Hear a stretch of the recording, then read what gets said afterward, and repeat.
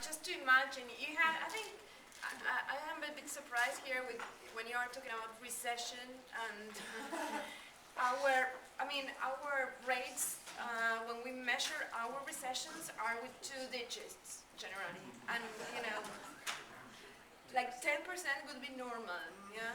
When it gets 20, 30, then we were really worried. So when I see 1% low in the UK of something, because I spend a lot of time there, I say, yeah, there is something going on. I still think that in this one, there's more to come. I think that the recession, in my view, is not yet there everywhere. It's starting. One thing I'd like to share about the crisis is that one of the things that happened is that from one night to the other, all our deposits at banks were completely frozen. No one in the country could take money out. So basically, people were absolutely mad at banks. You know, everyone wanted to crash banks. So then several things happened with the crisis.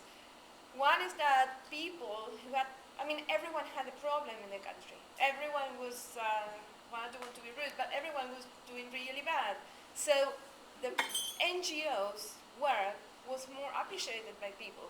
You didn't have to explain the problem. You know, in fundraising, you had to explain the problem and then ask for money. Well, we all had problems, so it was easier for NGOs to explain the problem, so people would give. That was one thing. And also companies were more aware of the problems. I have a little case. Unfortunately, in my country, we had to have a food bank in 2001.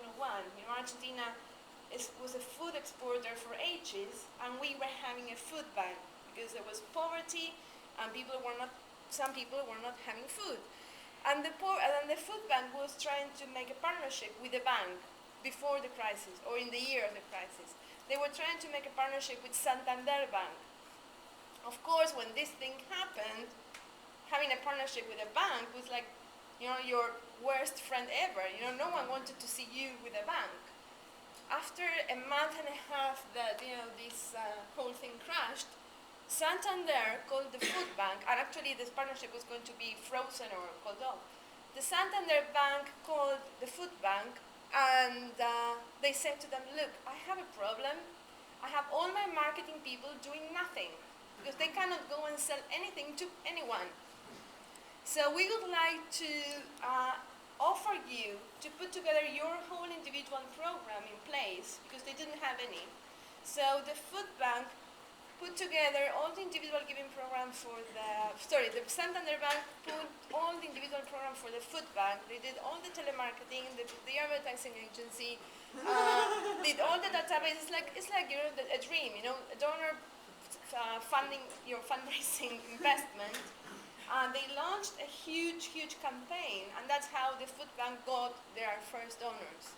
So I think that's an interesting example. And then, fantastic. There's lots of stockbrokers out there with nothing to do right now.